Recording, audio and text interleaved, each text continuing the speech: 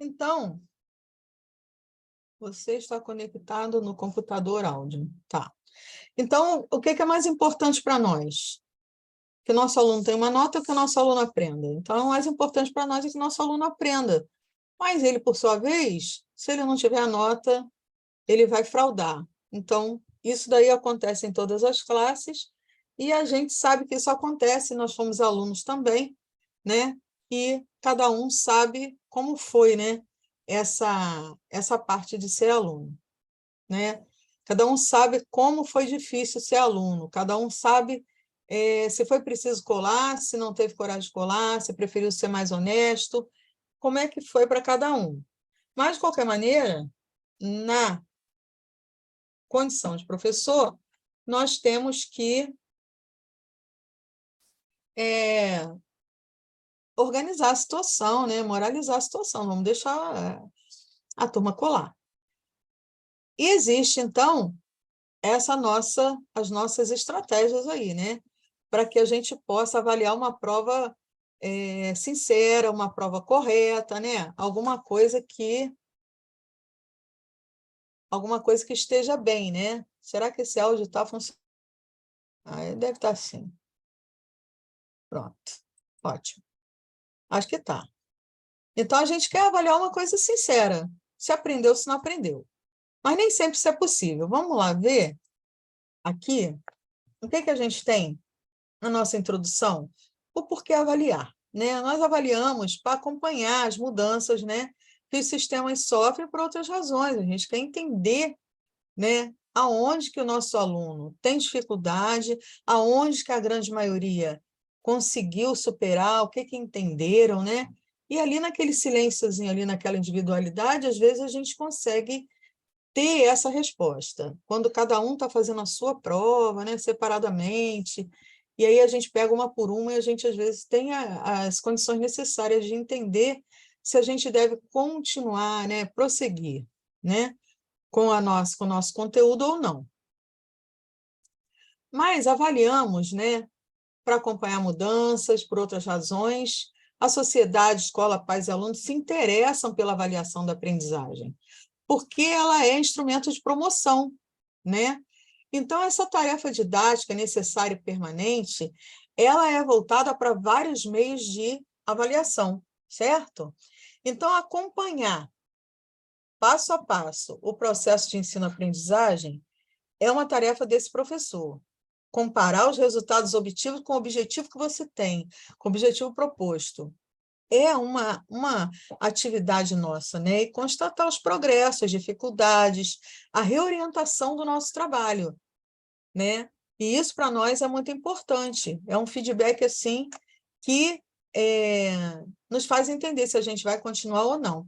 Então, essa reflexão sobre o nível dessa qualidade do trabalho, ela vem através da avaliação, e sua finalidade tem um aspecto crucial, que o que avaliar, que critérios, que instrumentos e a situação temporal para essa avaliação. Então, a avaliação é uma atividade complexa que não se resume na realização das provas e atribuição de notas. Por quê? Porque muito antes dele fazer a prova, esse aluno teve toda uma história dentro dessa sala de aula. Teve uma atuação dentro dessa sala de aula. Então, a gente precisa estar alerta justamente para que a nossa observação didática seja muito mais eficaz até do que uma folha de prova, né?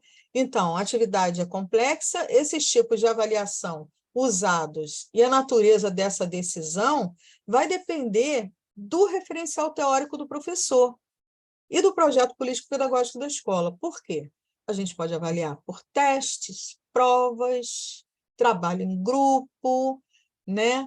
Nós podemos avaliar através de um projeto interdisciplinar, né? Que o nosso aluno esteja participando.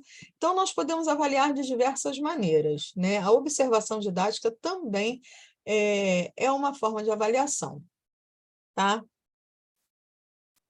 Então, a avaliação, para uma abordagem educacional, ela tem vários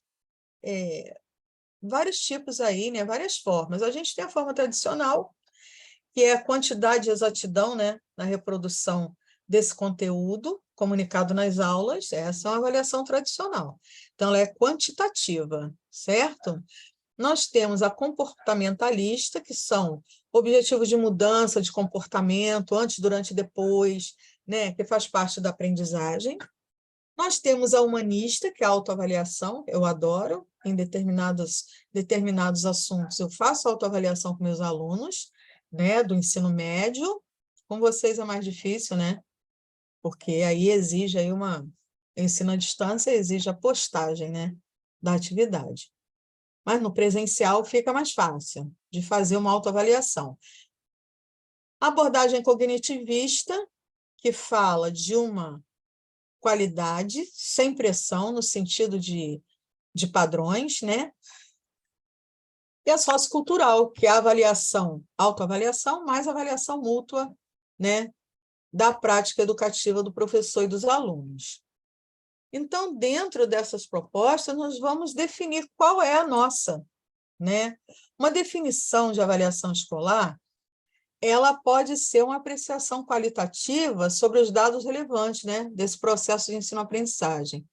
Auxilia o professor e a escola a tomar decisão sobre suas práticas e auxilia o aluno e a família, né, a refletir sobre o seu desenvolvimento e processo. Então, Paulo Freire diz, a avaliação é da prática educativa e não de um pedaço dela. Então, quer dizer que a gente está avaliando ali um contexto, né? Você não está avaliando uma parte, você está avaliando aquele período todo ali, né, da tua prática educativa e da aprendizagem desses alunos. Então, assim, é muito bacana a gente dizer que não há necessidade de números, né, para avaliação.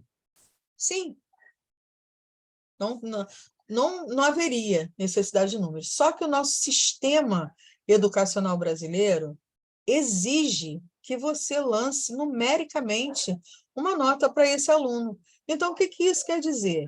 Quer dizer que eu sou obrigada a lançar. Por exemplo, os alunos fizeram várias coisas, um rendimento excelente, eu tenho que classificar numericamente, porque o sistema educacional brasileiro ele não aceita outro tipo, né, de avaliação, de constatação. É uma forma numérica, né? Ou em forma de letra, que também representam números de progressão. Então, assim, quando o aluno vai para o vestibular, a nota é numérica. Quando ele faz o Enem, a nota é numérica. Se ele faz o SISU, a nota é numérica. Se ele faz tudo que ele vai fazer, concurso público, tudo, é um número que vai, o número de acertos, é o que vai qualificá-lo ou não para a entrada nesse processo seletivo. Então, é isso que a gente tem essa preocupação. A escola poderia mudar em dado momento, se algum dia mudasse, sim, poderia ser que isso acontecesse. Mas, ao sair da escola, o aluno teria que lidar com essa realidade de que ele tem que ter o maior número de acertos possíveis. Então, a conclusão que se chega é que a avaliação ela tem que ser qualitativa e quantitativa, para poder atender a um anseio social.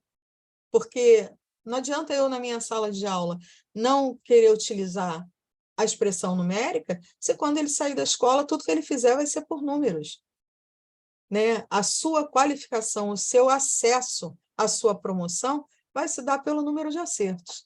Então, a gente vai ter que continuar trabalhando a avaliação qualitativa e quantitativa, né? Então, essa parte nós já vimos. Então, nós temos 3 tipos, né, e funções de avaliação. A avaliação diagnóstica, a avaliação formativa e a avaliação somativa. A avaliação diagnóstica, nós utilizamos no início, né, do processo, né, no início do semestre. Então, essa avaliação diagnóstica, é uma espécie de uma avaliação para classificar o nível do aluno. Vou dar um exemplo muito simples. Eu era coordenadora pedagógica de uma escola da prefeitura, onde eu tinha de 6º ao 9º ano, né? E aí, nós tínhamos alunos que chegavam assim, ao final, né, de 8º, 9º, 6º ano, que não sabiam ler, nem interpretar. Então, como é que a gente fazia essa avaliação diagnóstica já no mês de fevereiro, entrando em março? Eu promovia o Festival da Pipoca, né? E os professores me ajudavam muito nisso, trazia pipoca um para cada turma e tal, né? E a gente colocava um filme. Nós colocávamos um filme da escolha do professor. O professor escolhia o filme. Então, cada sala de aula tinha uma TV e a gente colocava aquele filme ali. E a gente, ao final desse filme, nós pedíamos para o aluno mudar, né, o início ou o final dessa história. Quando eles faziam, e nesse processo, nós percebíamos quem tinha capacidade de interpretação, quem conseguia escrever alguma coisa, quem não conseguia escrever nada, né? E quem realmente tinha condição de estar naquela série ali. Mas a gente não ia poder trocar ninguém de série, a gente ia ter que fazer um trabalho diferenciado, né? Com quem não tinha essas condições. Então, a avaliação diagnóstica ela acontece antes, né? Ela está diagnosticando o nível da aprendizagem. A avaliação formativa ela é proativa, né? É quando ela tem que criar valores, né? Nós estamos ali fazendo valores, nós estamos fazendo muita menção a uma coisa que vai localizar falhas, dar feedback, né? Tudo isso, e aí já no meio do percurso. E a somativa, ela acaba sendo no final do percurso, que é o somatório de todos os bimestres ou semestres, que vai trazer aquela média, né, final para esse aluno, tá? Então, está aqui o quadro que mostra, ó, inicial, né, é o diagnóstico, que é antes do ensino, a formativa durante o ensino e depois, ao final do processo, a atribuição de notas passa a ser a atividade mais somativa mesmo. Então, aqui, classificando, a aprendizagem diagnóstica, ela determina capacidades, aptidões, conhecimentos, potencial de aprendizagem, desejo, né? É o ponto de partida para essa organização, essa sequenciação do ensino. Tá com trema aqui, ó. Tá errado. Deixa eu ver se eu tiro aqui, ó. Então, ela tem essa função, né, de descobrir com antecedência o nível que está, né? Então, ela é aplicada no início de uma unidade, no início do bimestre, no início do ano letivo, como eu falei com vocês que eu fiz. Ela tem uma finalidade prognóstica, porque ela dá justamente a dimensão de como está classificado aquele aluno numa determinada habilidade, né, do ensino. Aqui, um exemplo, um pedaço de pão é comprido por uma pessoa entre 2 mãos. É comprimido. Então, a massa, né, a grandeza física, né, do pedaço de pão aumenta, diminui ou não varia. E o volume do pão? E a densidade do pão? Então, explica essas respostas. Então, é um exemplo assim, né, que nos dá assim, a dimensão dessa investigação que se torna aí essa avaliação diagnóstica. Aqui a formativa, né? A avaliação formativa, ela fornece os feedbacks, né, para o professor, para o aluno, ela localiza falhas, né, as dificuldades, é aplicada durante a instrução, né, durante o período. Então, comportamento cognitivo versus aprendizagem, então é um padrão individual de desempenho, né? Então, essa caracterização dinâmica da situação educativa traz para o professor pesquisador a tomada de decisão. Por quê? Porque ele começa a entender em que ponto ele deve dar continuidade ao seu conteúdo, ou não, né? Ou ele deve retroagir, fazer revisões, né? E, enfim, explicar mais vezes uma coisa que muitas vezes ainda não foi compreendida. Então, dessa maneira, se assegura a recuperação desse aluno durante o processo, tá bom? Então, a figura mostra aqui um pedreiro jogando um tijolo para o colega, que se encontra em um andar acima, né? Então, o representante identifique-se a força atuando sobre o tijolo, quando ele se encontra no meio da subida, certo? Então, é só mais uma reflexão aí, né, para o nosso exemplo com relação ao pedreiro, né, e ao ajudante, é que o jogador de futebol, quando ele chuta a bola, né, e aí as forças, né, atuantes sobre a bola, né, que estão passando do ponto A de uma trajetória para outra. A gente quer saber se realmente vai alcançar, tá bom? Aqui, a avaliação somativa. Então, o objetivo mais genérico, né, da formação formativa é justamente o somatório. Tá? Então, determinar resultados alcançados ao final de uma unidade, ao final de um curso. Então, atribui-se o conceito, nota, suas principais características. Então, nem tanto sua periodicidade, mas sim estar no final de uma etapa. Por exemplo, ao final do bimestre, numa escola pública, a gente é obrigado a ter um somatório desse, né? Então, a gente tem uma avaliação somativa, porque a gente vai ter que contar com uma nota, tá? E a maneira de entendê-la e colocá-la em prática depende do projeto político-pedagógico, né? Do marco teórico desse professor. Então, avaliação continuada e avaliação pontual. Tá. A avaliação continuada, ela é diagnóstica e formativa durante todo o processo, né? Além de chegar ao final, tornar-se somatório, né? Somativa. É a soma do produto, né? E a avaliação pontual, ela já soma na hora, e depois é que vem o diagnóstico e a formatividade, né, dentro desse contexto aí, tá? Da avaliação. Então, primeiro ele quer saber o resultado aqui na avaliação pontual, primeiro o resultado, e depois ele vai ver os seus diagnósticos e a forma de continuar, né, formativamente esse processo.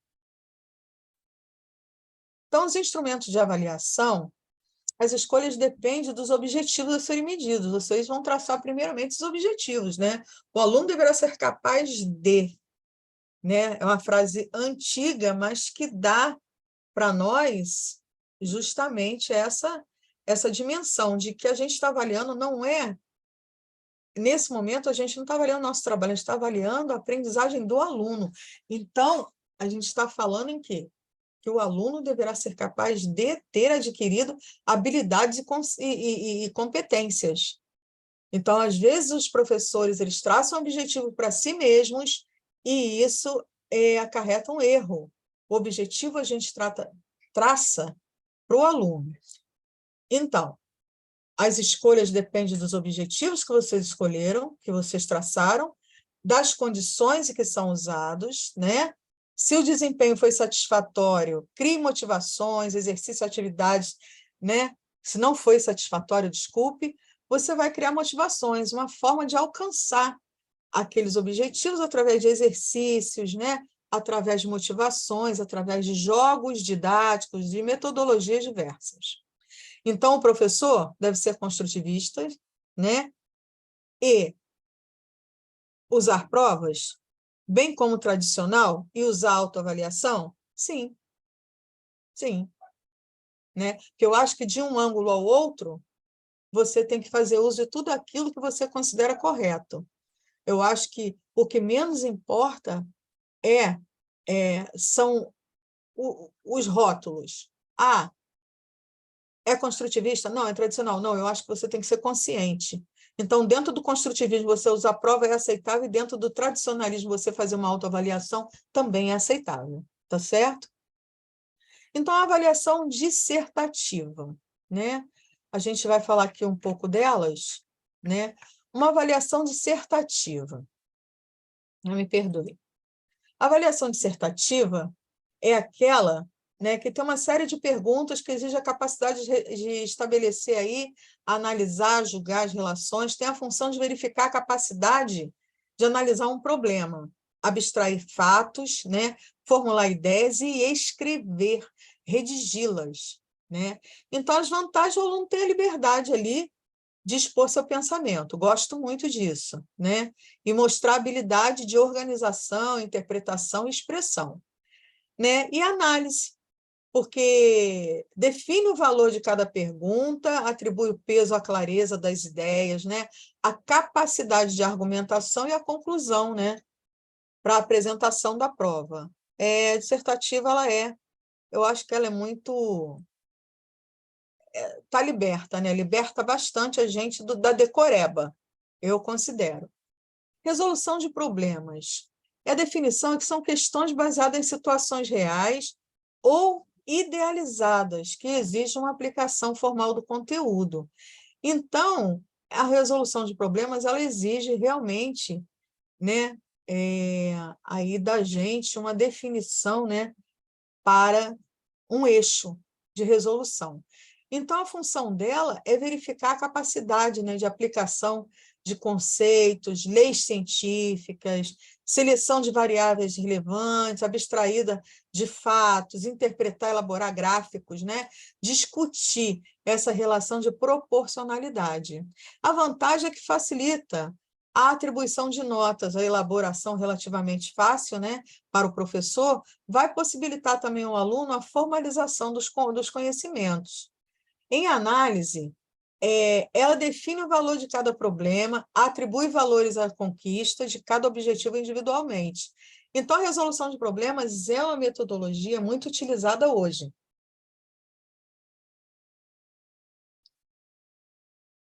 Ela exige raciocínio, né? Não é aquela coisa assim, toma lá da cá, não é uma decoreba, então é uma coisa que, para realmente a gente ter a solução de uma problematização, exige bastante raciocínio. Aqui a gente pode avaliar por seminários também, que é uma exposição oral, né, para um público leigo, utilizando a fala, né, e materiais de apoio, possibilita aí a transmissão verbal, né, das informações pesquisadas. A vantagem é que contribui para a aprendizagem, né, do ouvinte e do expositor, exige pesquisa, planejamento, organização, desenvolvimento da oralidade, que eu acho muito importante em público, né? A gente tem pessoas muito tímidas e tal, e aí, ao fazer o trabalho, percebe que tem condições também, né, de falar em público, e a análise, que atribui pesos, né, à abertura, ao desenvolvimento, ao material utilizado, à conclusão. Então, estimula a nossa classe a fazer pergunta, emitir opinião, né? Respeitar a característica individual de cada um, porque cada um vai apresentar seu seminário dentro das suas próprias características, e isso eu acho muito positivo também. Trabalho em grupo, que é muito utilizado por nós, é uma atividade de natureza diversa, né? Oral, escrita, gráfica, corporal, né? Realizada coletivamente. Então, desenvolver o espírito aí colaborativo e a socialização é um dos nossos objetivos. Então, eu acho que o trabalho em grupo ele pode ser feito de forma escrita, ele pode ser feito na dramatização, ele pode ser feito na apresentação de feiras culturais, enfim, né? No trabalho interdisciplinar. O trabalho em grupo ele é realmente muito utilizado por nós, né? Até na EAD, né? A gente sabe que a gente sempre abre espaço para quem quer trabalhar em grupo. Aliás, é muito importante trabalhar em grupo, né? Eu devo dizer que hoje as firmas, né, as empresas, quando elas fazem a dinâmica de grupo para a contratação de seus funcionários, elas utilizam as técnicas de trabalho em grupo. Por quê? Porque o funcionário ele deve ter capacidade de trabalhar em equipe, né? Então, o trabalho em equipe hoje ele é fundamental para você ser admitido em qualquer empresa. Então, chega lá, não, prefiro fazer individualmente, você está fora, né? Ali, nas empresas agora, é tudo compartilhado, é todo mundo trabalhando, né, em prol de alguma coisa. Então, assim, tem que ser em grupo, tem que compartilhar conhecimento, tem que ter ajuda mútua, tem que ter colaboração, né? Cooperação. Se não tiver, se essa pessoa não tiver condições de colaborar, de cooperar, de trabalhar em equipe, não pode ser admitida. Então, a gente vai começar a criar essa capacidade dentro da escola, né? É dentro da escola, das universidades, as pessoas têm que se inteirar, têm que se relacionar para poder ela desenvolver isso, essa coisa do, assim, do muito individualismo. Isso daí hoje não está caindo bem, não está caindo bem nas atividades de uma forma em geral, tá? Então, o trabalho em grupo, ele é assim, a vantagem é possibilitar realmente o trabalho organizado, como eu já falei, né? Às vezes a gente tem classes muito numerosas, né? A abrangência de diversos conteúdos. Aqui em análise, a gente observa a participação de cada elemento desse grupo, a colaboração entre os colegas, né? Exatamente o que a gente faz na escola, as empresas vão fazer na hora de chamar esse cidadão para o trabalho. Então, as diversas etapas de um processo, né, e o produto final, e como utilizar os problemas de socialização e organização, né, jogos, atividades em que a colaboração seja o elemento principal. Então, muita atenção ao trabalho de grupo, né, utilizar bastante nas nossas avaliações, até porque a gente não avalia por um instrumento só, porque se você der só a prova, você tem que dar um trabalho. Até a gente, aqui no ensino superior, a gente tem, né? Nós temos o trabalho, né? Que é uma pesquisa, que é uma oportunidade de você ser criativo, de você trazer a sua forma de pensar, você tem uma conclusão. A conclusão desse trabalho é feita com palavras próprias. Então, assim, o trabalho em grupo, né, que às vezes a gente fala, ó, em dupla, em trio, até em nível superior, ele vem trazendo aí justamente o objetivo, né, da colaboração. Então, a gente já começa desde lá, né, da educação infantil, trabalhando em grupo, socializando, e até chegar ao nível superior, porque o ser humano ele precisa, né, dessa interatividade. Isso daí é fundamental nos dias de hoje. Outros trabalhos que nós temos, que nós podemos sugerir também como forma de avaliação, é o debate, a observação didática do professor, um projeto de pesquisa, uma monografia, um protótipo, maquete, né? Diários de turma, blogs, teatro, né? Portfólios, isso também nos interessa muito. Etapas da avaliação. Etapas da avaliação. Formular os objetivos de ensino, né? Especificar a situação que você quer alcançar, os objetivos que foram atingidos, né? Especificar o nível mínimo de desempenho para esse aluno, estabelecer critério para essa avaliação, né? A expectativa, quantos pontos vale cada questão, estabelecer que degrau, né? Esse desempenho aí em nota, conceito, aferir os resultados de cada aluno e interpretá-lo. Isso é importante. Todo aluno ele tem que receber suas notas no tempo certo, os alunos precisam ter o feedback, a gente precisa dar um feedback, e a avaliação ela é normativa e criterial, então compartilhar os resultados com os alunos, a escola e a família. É um direito do aluno, né, gente, receber a sua avaliação, né, emitida pelo professor, né, com a visão do professor, a visão didática do professor, então esse é um direito do aluno. E a gente não pode, tem professor que muitas vezes enfim, né, demoram muito a entregar as provas, né, tem professores que, assim, nem entregam, tem alunos que não sabem quanto tiraram ao final do bimestre, ao final do semestre. Tem alunos que vão para a recuperação sem saber por quê. Porque se o professor não entrega a prova, se ele não manda o feedback, como é que o aluno ele está na recuperação e ele não sabe por quê, né? Por que ele está na recuperação? Então, a gente precisa entregar a nossa prova corrigida, a gente precisa fazer o nosso trabalho com a maior transparência, né? A avaliação exige transparência. Até na solicitação dos trabalhos, você tem que ser transparente em dizer de que forma você quer que sejam apresentados, certo? Então, isso é muito importante. Bom, as considerações. Entendendo a avaliação como um recurso, né, de aprimoramento dos indivíduos em diversos aspectos da prática pedagógica, ela deixa de ser uma imposição e passa a ser um ato compartilhado. Então, eu não vejo nada demais também o aluno fazer uma prova em dupla, certo? Eu não vejo nada demais também, mas, dependendo da instituição, não vai aceitar. Mas na escola eu acho que é viável. Por que a gente tem que avaliar? Para estimular uma reflexão crítica, o planejamento e a correção dos rumos, porque você está indo num caminho, mas você precisa saber se o caminho que você está indo, ele é o melhor, se ele está sendo acompanhado. Se não estiver, você tem que retroagir, né? Então, essa correção desse caminho aí, desse rumo que você está tomando com seus conteúdos. Para quem avaliar? Para o próprio indivíduo, do ponto de vista pessoal, moral e intelectual, e para a sociedade. Então, você tem que... Ele vai descobrir em que nível que ele está, através da sua avaliação. Se foi bem, se foi mal, né? Isso tudo é necessário. O que avaliar? Competências, habilidades e conteúdos. Então, você não avalia só os conteúdos, você vai avaliar o comportamento dele, as habilidades que ele tem, que ele desenvolve.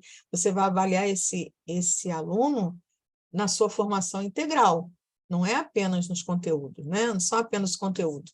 Quem avalia? Todos avaliam. Você também está sendo avaliado. Eu estou sendo avaliada agora, né?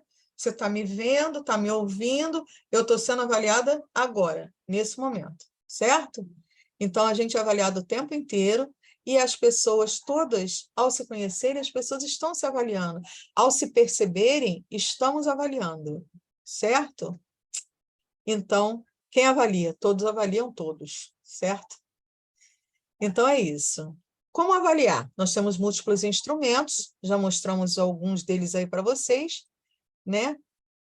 E a gente não pode avaliar por um instrumento só, a gente precisa avaliar por mais de um instrumento, porque senão torna-se, assim, muito pesado, porque se o aluno for mal em um instrumento, ele vai ser mal, assim, o bimestre inteiro, o semestre inteiro. Não, precisa da prova, né? Que é a avaliação somativa, vai dar ali uma nota, mas precisa de um trabalho para a gente perceber, né, outros aspectos aí dessa formação, não é isso? Precisa ver a participação, então a gente tem que ter alguns instrumentos durante um período. Até aqui tudo parece simples, mas por que a avaliação na escola ocupa tanto tempo de reuniões pedagógicas, encontros de professores e seminários, e etc.? Bem, influências que a avaliação pode ter na vida da pessoa, dentro e fora da esfera escolar e no processo educativo, né? Muitas vezes os professores sentem-se frustrados com os resultados das avaliações. As explicações que encontram vão desde os alunos não querem nada com os estudos, que não é bem assim, né? Até a culpa é toda minha, o que também não é todo assim. Não é isso.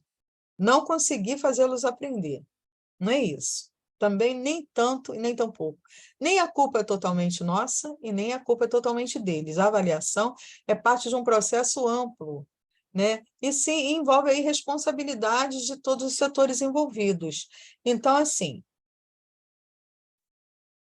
há muitas controvérsias, né, sobre temas fundamentais, como, por exemplo, atribuição de nota, aprovação, retenção, exclusão, inclusão e exclusão de alunos, né, progressão continuada e muito mais. Mas, além disso, há muitas questões envolvidas no processo de ensino-aprendizagem, né, que estão além do alcance do professor, como, por exemplo, violência, né, em casa, na escola, desagregação familiar, quando a família se desintegra, a pobreza, a falta de recurso, né? As questões de saúde e muito mais. Então, muita coisa envolve aí esse processo, né, de ensino e aprendizagem, né? Então, às vezes, a gente não consegue ensinar a todos, mas a gente tenta ensinar a todos, né?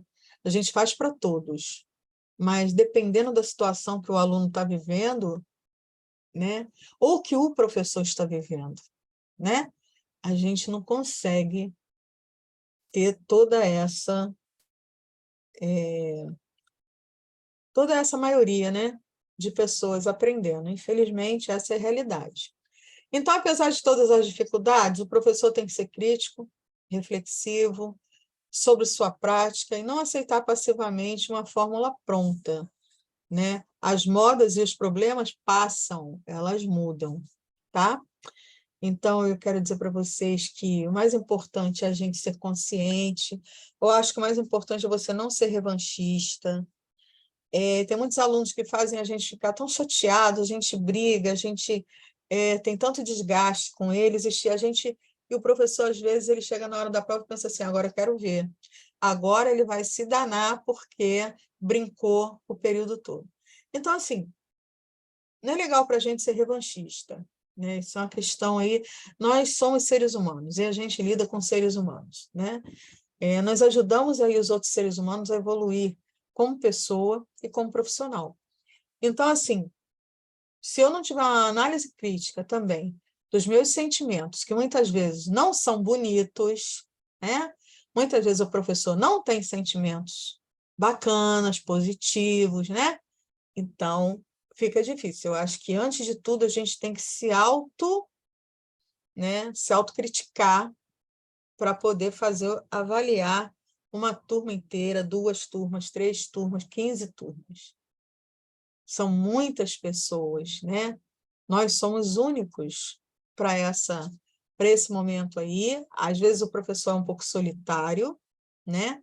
A gente até divide um pouco disso, né, nos conselhos de classe, a gente divide com outros colegas, mas mesmo assim, nós somos assim um grupo às vezes um pouco solitário em sala de aula, né? Porque nós somos 1 para 30, para 40, né?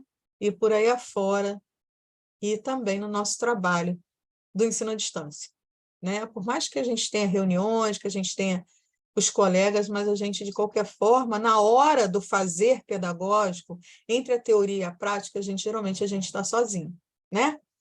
Então, quero pedir a vocês que tenham, assim, uma reflexão contínua a seu respeito. Será que eu estou bem hoje?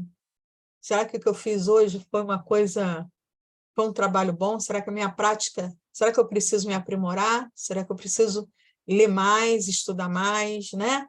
Isso tudo a gente precisa ter essa noção, ter essa autorreflexão sobre nós mesmos, tá certo? Bem, eu não tive o prazer da companhia de vocês, eu não tenho ninguém nessa web, mas ela estará gravada e eu vou postar para vocês, tá bom? Na próxima semana, certo? Muito obrigada por todos, pela presença de todos, e até pela presença não, né? Pela ausência, mas uma ausência momentânea, né?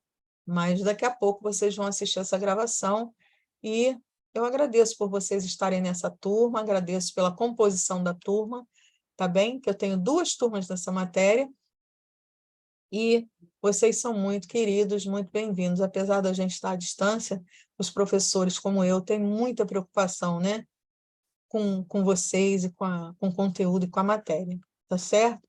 Um abraço grande, fiquem com Deus e até a próxima. Espero que eu tenha pessoas para debater aqui comigo, para refletir junto comigo na próxima web, tá certo? Até!